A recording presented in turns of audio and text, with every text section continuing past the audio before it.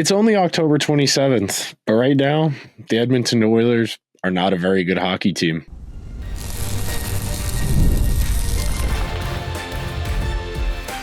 You are Locked On Oilers, your daily podcast on the Edmonton Oilers, part of the Locked On Podcast Network, your team every day. Hello, everyone, and welcome to this Monday edition of Locked On Oilers. I am your host, Nick Zararis. This is my 10th NHL season doing digital hockey content, my fourth here as a host on the Locked On Podcast Network, and I want to thank everyone that is making Locked On Oilers their first listen of the day. Locked On Oilers is a part of the Locked On Podcast Network, where we've got your teams covered every single day. Today's show is brought to you by our friends over at FanDuel, where if you download the FanDuel app by visiting FanDuel.com, you can win $300 in bonus bets if your first $5 bet wins. So, my friends, my everydayers, my new listeners, whatever brings you to today's edition of Locked On Oilers, there's a lot to get to. We're going to start with a very straightforward question. In our opening segment, we're going to talk about, in the macro, what is wrong with the Oilers? What is not working? And there's a lot of layers to that, as you might imagine. Got a lot written down here on my notepad, but we're going to start there. What's wrong with the Oilers in the macro? And then in our second segment, we're going to pivot to talking about that in an applied sense and how what I'm talking about translates to what you saw in the games over the weekend against both Seattle and against Vancouver. And in our final segment, we'll discuss if the Oilers have reached a execution or decision-making impasse. So to start out, when I think about what has made the Oilers a dangerous team each of the last 2 years, and in particular in the playoffs in the second and third rounds, respectively, I come to this feeling the Oilers give you, where the hockey is crisp, it is intuitive, and it looks precise. And so much of hockey is about feel, it is about intuition, and it is about reaction time. And we are talking about the smallest of margins possible. So if any part of the operation is off, one margin is off and the entire thing falls apart. You think about a really complicated watch with all those moving dials inside, where if one is slightly off, the watch doesn't keep time, or it moves too fast, it moves too slow, it freezes. That's how a hockey team works. And the Oilers at present are operating like a hockey team that does not have all of the gears turning at once. And there are a lot of wrinkles to this. So when you think about what the Oilers' recipe for success is on a given night, it is Connor and Leon dominating their 5-on-5 minutes, not winning. Connor and Leon are expected to destroy their opposition at 5-on-5. The third and fourth lines are to play as little defense as possible, to keep pucks down in the other end, to cycle, to try and contribute some secondary offense. But we all understand that the Oilers are predicated on Connor and Leon destroying opposition in their minutes. Then the trickle down of that. Okay, we expect our offense to give us 3 to 4 goals per night. So our defense does not have to do a lot. But something funky has happened here over the course of the last 12 to 15 months. And we talked about this pretty extensively in the course of last year's playoffs. So if you're an everyday, or if you've been around the block with Locked On Oilers here for a little while, you've heard me say this exact line of questioning. But in the span of going from Jay Woodcroft 3 years ago now to where we're at present day with Chris Knoblauch, the Oilers have lost a ton of raw foot speed. You lose a Warren Foegele, you lose a Ryan McLeod, a Connor Brown, Matthias Janmark. You lose a lot of raw foot speed. And that takes away your dynamic transition offense, where you can get the puck up the ice. Your defenseman can look for those long passes, get the puck up the ice. You can have those players attack the net and create 2-on-1s or 3-on-2s and look for those cross-seam passes and find ways to make dangerous offense. But because the Oilers have lost foot speed, because the Oilers are a bit bigger, they're a bit slower, Chris Knoblauch has reoriented to some degree how this team plays. And you hear this talking point a lot now on social. You see a lot of people talking about this in their various columns or on other podcasts. And I happen to agree with the perception that the Oilers have become a low event hockey team. And the idea behind being a low event hockey team, it makes a lot of sense. And we'll unpack that in a second.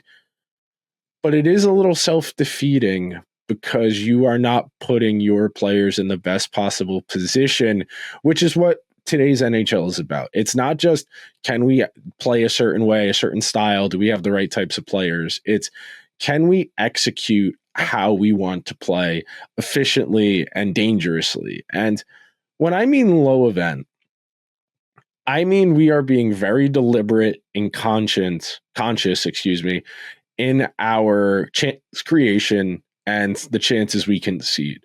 When we become a low event hockey team, we are going to take higher percentage plays. That means we're going to make shorter passes. That means we are going to be okay with cycling the puck around the perimeter for 30 to 40 seconds at a time to look for one scoring chance and not just settling. That means we are going to force pucks to the middle. We are going to turn the puck over through the middle of the ice in the offensive zone because we're not just going to throw the puck at the net to generate fugazi game control. We want to minimize the defensive responsibility we have by playing a lot of the game down at the other end, but we don't have the raw foot speed we used to other than Connor and Leon. So we don't have as much transition offense, which is more dangerous inherently. You think about the Roslovic goal tonight against Vancouver, that strong forechecking and taking advantage of Vancouver struggling to break out. That is a transition sequence that results in a Roslovic goal. That type of stuff hasn't happened a whole lot. And I'm not just saying off of the forecheck. I'm saying there haven't been a lot of breakaways, a lot of 2-on-1s, a lot of 3-on-2s where the Oilers had been able to generate them. And then once they've actually generated them, converted them. And all of that comes back to the idea of the feel. When I think of what's wrong with the Oilers, they are playing a style of hockey that is rooted in trying to raise the floor of the team by not asking anybody to do too much other than Connor and Leon. And because Connor and Leon are as good as they are, there's an expectation they will. And with low event hockey, the main idea, if we only have 55 shots on goal in the entire game, those 55 shots, each one would inherently be more valuable than if, say, each team had 35 shots on goal and there were 70 shots because 1/70th is smaller than 1/70th. 1/70th is smaller than 1/55th. When you think about it in terms of that, each scoring chance becomes more valuable. And then if you're Chris Knobloch, you're thinking, well, if there are fewer chances up for grabs in the game, the chances that are there, because I have the two best players on the ice in this game, they're going to be able to swing the game in those handful of choices, those handful of scoring chances, This is the exact same logic you see in the NFL, at least you did pre 2022 when everybody started running all these too high looks where nobody hits bomb plays over the top anymore. But this was the consensus, how you beat teams like the Chiefs when they had Tyreek Hill, and how you beat the Bills when they were really humming as an offense last year, is to slow the game down. You want to have a lot of possession. You want to minimize the number of total possessions both teams get, so each possession becomes more valuable. And then in the chances you do get, you need to score, and then you need to win the turnover battle. Those are the sequences that ultimately define the game in a low event game. And for the Oilers, they are really relying on Connor and Leon to swing a handful of possessions their way and be the difference in these close checking, low scoring games. And candidly, I'm not a huge fan of this. And I get why the Oilers are playing this way. It makes sense philosophically. But when you look at the execution and you look at the feel, this group doesn't look great. And we're going to take our first break on today's edition of Locked On Oilers, and we're going to apply some of these concepts from this first segment. I'm going to tell you what that means for your viewing experience as an Oilers fan. The NBA is back, and there is no better place to get in on the action than FanDuel, the official sports betting partner of the NBA. Even if you missed the start of the game or you want to ride the hot hand, FanDuel has live bets on everything from who will score next to the fourth quarter comebacks. Plus, you can even combine your live bets into a same game parlay for a shot at a bigger payout. It keeps every game exciting, especially when your team's making that late push. My Knicks lost on Sunday night, but if you were curious over in the association tonight, got a couple interesting games. Magic Sixers is at least morbidly curious. I do like what I've seen from Paolo Banchero so far. Raptors Spurs, you got a good Kawhi Bowl. Obviously not with either team. OKC Dallas is pretty good as well. There's a decent number of games for a Monday night to keep things interesting opposite the football game. And best of all, FanDuel is giving new customers $300 in bonus bets when your first $5 bet wins. So go to FanDuel.com, sign up, play your game with FanDuel, the official sports betting partner of the NBA. Thank you so much to everyone who is hanging out on this Monday edition of Locked On Oilers. And look, guys, it's not great. These games are low event. They're slow paced. If you are not a hockey nerd, they're a little boring. And you are sitting around waiting for Connor or Leon to do something crazy. And Leon was great tonight. The Bouchard pass to set up the breakaway goal is incredible. McDavid does a tremendous job to set up the Draisaitl goal on the power play that ultimately ties the game. But you have to remember, this is the Canucks. The Canucks without Quinn Hughes and a number of other regulars. And it was that much of a slog to get the 3. And yes, Demko has been really good out of the gate for them. You can give him kudos for being as good a goaltender as he is. I've always been high on Demko. It's simply just a matter of whether or not the guy can stay healthy. He, when healthy, has consistently been a top 10 goalie in the world. And the Oilers just don't have the goods right now. And Jack Michaels and Louis DeBrusk were talking about this on the broadcast at the start of the third period, that right now the Oilers are a team without a stylistic identity.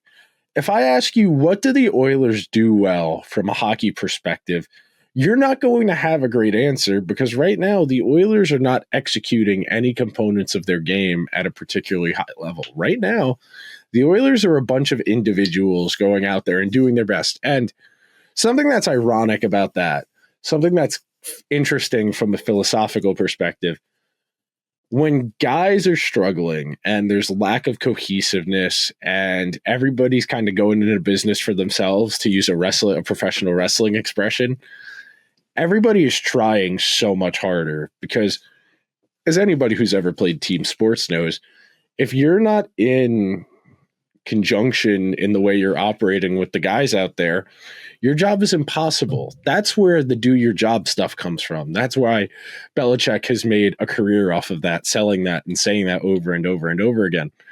When everybody does their job within the confines of a system and they execute, you get that synergy. You get what we were talking about at the opening of the show.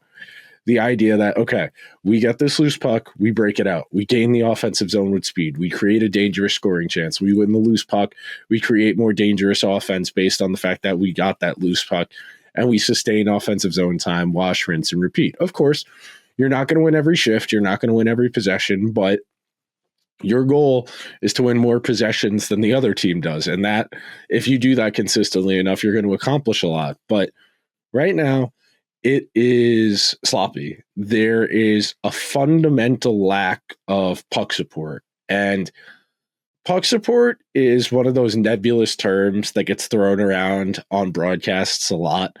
And if you've never heard that, if you've heard that expression and you're not exactly sure what that means, it has a few layers. So puck support is a multi-layered expression. It can mean more than one thing. So if a puck is along the boards and there are two guys jockeying for it, where they're wedged against the wall, the puck's not moving, puck support in that case is somebody coming into that scrum and trying to give that guy on your team a numbers advantage. The supposition being, if we have two guys on the puck, they'll be able to win the one. And then the other aspect of puck support is making yourself available to receive passes. And this is a very fine line. This is something that I think some players get a little too preoccupied with, trying to get to open space, and then it becomes kind of an issue as far as back checking in defense.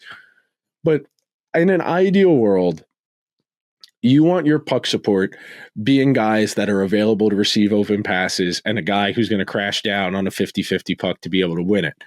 When you consistently have puck support and you can manage control, and that's really the key here, managing control of the possession, controlling the flow of the game. That's the beauty of being the attacking team in hockey.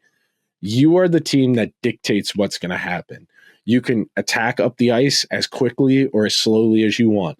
You can lateral pass, you can back pass, you can drop pass, you can set up the McDavid slingshot. There are so many avenues you can use to pursue offense in hockey that you're going to need a little bit of everything. And that brings me to my next point. As far as the synergy and the connectivity, you want to have these guys having an innate feel and having a real confidence to the way they're carrying themselves, because they're going to be decisive. They're not going to be pausing or hesitating or making bad decisions or turning pucks over when they have that feel, that connection with their line mates and the defensemen they happen to be out there with. But right now, the Oilers are a very predictable hockey team.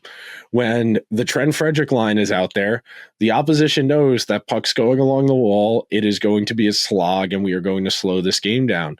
When Connor's out there, at least so far this season, and I know a lot of Oiler fans are getting frustrated with how passive he's been, and I think it's reasonable to critique him for being so passive, but when your best player is someone who can score 40, 50 goals in a season, and he's consistently setting up Andrew Mangiapane or Ike Howard or Matthew Savoy or whoever, Ryan Nugent-Hopkins, whoever he happens to be out there, that's where it starts to become frustrating. And this is something that some hockey fans can't really conceptualize, but if you're a football fan, if you're a basketball fan, what I'm about to say makes a lot of sense.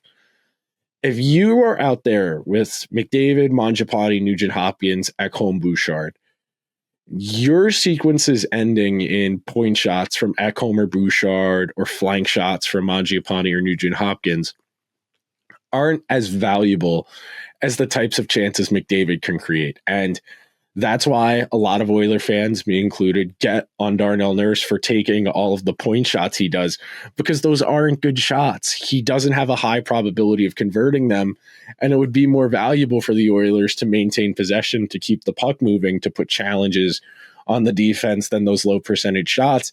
But right now, because the Oilers are struggling so much, teams are starting to cue in on these habits that McDavid is driving the net and then passing out of shooting lanes. They are teed in on Draisaitl on the one-timer on the power play. And I know he scored on the power play tonight, but they've had a hard time getting Leon going from that spot. He had quite a few good looks from that spot in the Seattle game on Saturday night. But once you start to become predictable as an offense and defenses are cued in on what you want to do, this game becomes almost impossible.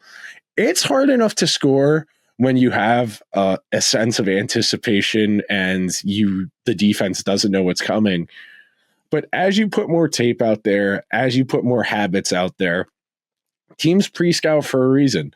They put together notes on what they think your weaknesses are, and they think they can take advantage of those weaknesses. And it's a real tricky place to be, because you need McDavid pulling in these situations. You need him getting the puck on net. You need him trying to score goals, because right now goals are at a premium, and he's trying to be a good teammate. He's trying to pass to an even better shot. And the last thing I'll say on this note, that is the best hockey player in the world. I understand the absurdity of you listening to this podcast on a Monday morning on your way to work, school, workout, whatever, and the guy on the podcast is telling the best hockey player in the world how to play hockey. I understand the irony of that, and I don't take said responsibility or privilege of being able to talk on this show about this lightly. The Oilers need Connor to make it sing. They need Connor to spin the block and just get shots on net, because once he gets going and starts having a feel for it, you get one of those 14, 15 points in 6 game pockets out of him. And then that helps everybody. And that's the thing here with these low event games. A rising tide, it raises all boats. And that's the case with McDavid. If he's going, if Leon's going, that elevates everybody else, because they only need to contribute 1 goal as opposed to 2 or 3. And that takes heat off the defense. That takes heat off the goaltending.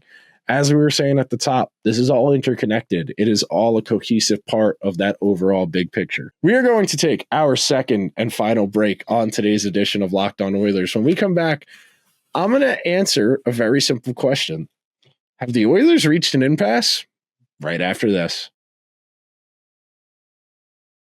Hockey season is here, and nothing beats being in the arena for a game. My favorite feeling in the entire world is walking through the little tunnel, going up the couple steps, and getting hit by that big wad of stadium light. You see the scoreboard, you see the ice, the music is loud, you feel your brain vibrating in your skull, you smell the beer, you smell the popcorn, you smell the hot dogs.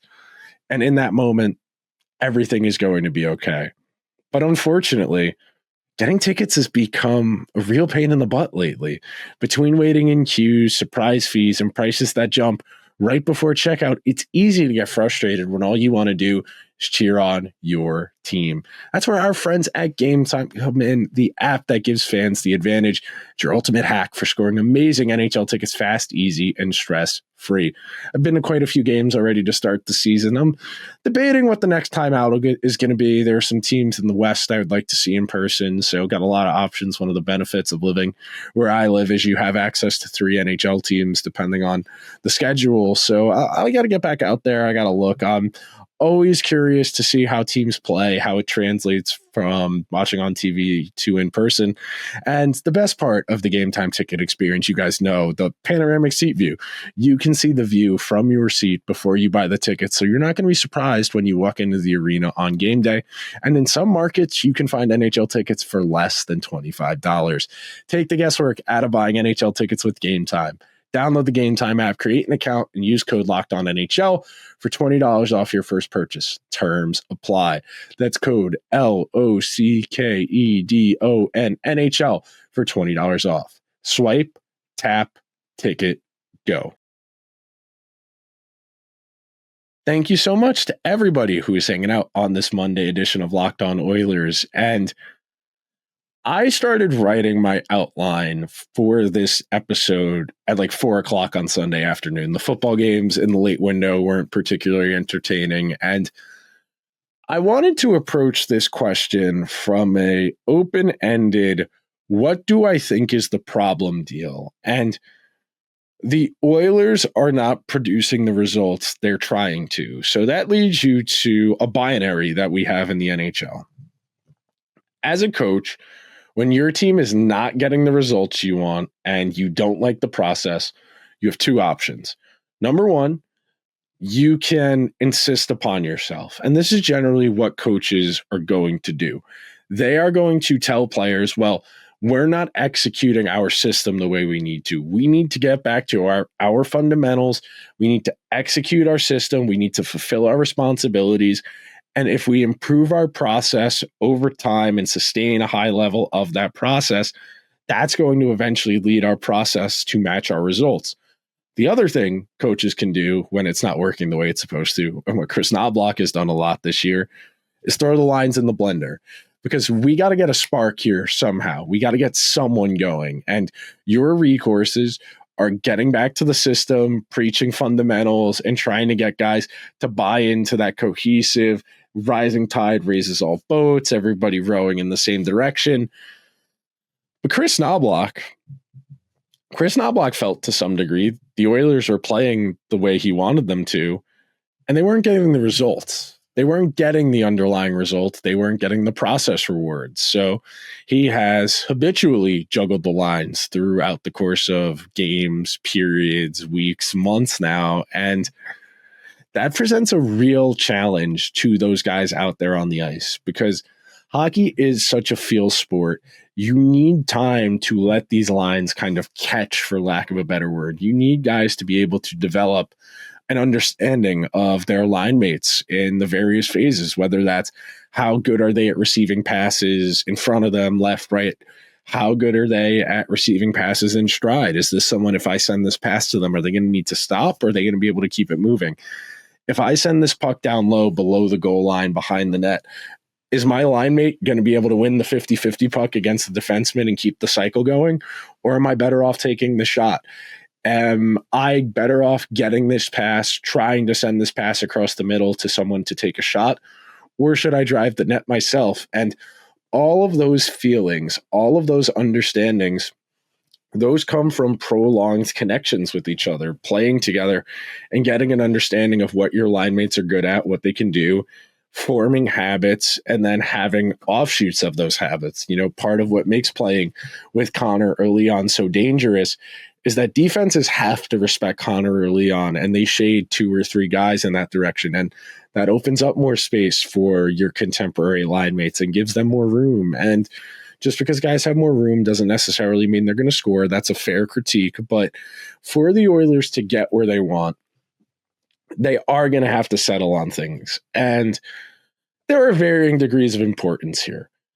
The difference between Curtis Lazar and Noah Philp, I would prefer to see Noah Philp because I know what Curtis Lazar is at this point. He's the 13th forward, and Noah Philp maybe could be a 4th-line center with a little bit of upside. He's done well in the face-off dot so far, which is encouraging.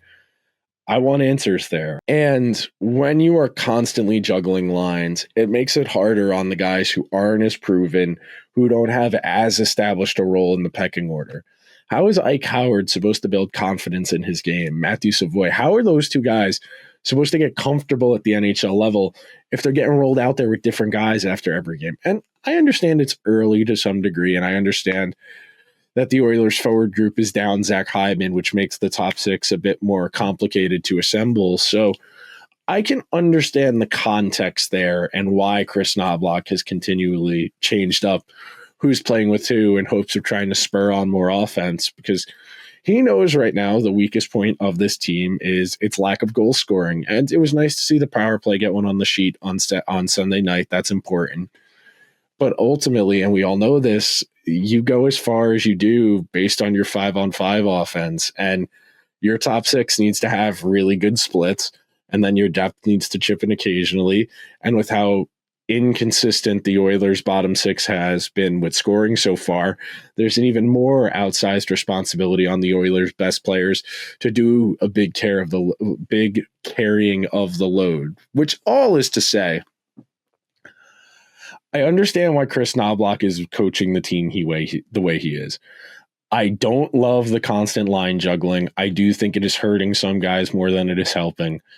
But he is desperate to try and get his team going, and he feels that he has a better chance of getting the results he wants if he continues to do this until he stumbles upon the right combination, more so than he would by telling guys to lean into the style a little bit more. If anything, I think if you're Chris Knobloch and you keep if you keep changing who's playing with who, you're probably reasonably okay with the execution of your process. It's just you need to get more out of your group. So that will do it for today's edition of Locked On Oilers. Thank you so much to everyone who made Locked On Oilers their first listen of the day. Locked On Oilers is a part of the Locked On Podcast Network, where we've got your team covered every single day. And for your second listen, be sure to check out Locked On NHL Game Night, covering every game every night until a Stanley Cup champion is crowned in June. Get local analysis on a national scale. Find NHL Game Night on Locked On NHL or on YouTube or wherever you listen to your podcasts. I will talk to you guys tomorrow. Be sure to subscribe to Locked On Oilers. Throw us 5 stars if you're over on Apple or Spotify. I'll talk to you guys tomorrow. Until then, let's go Oilers.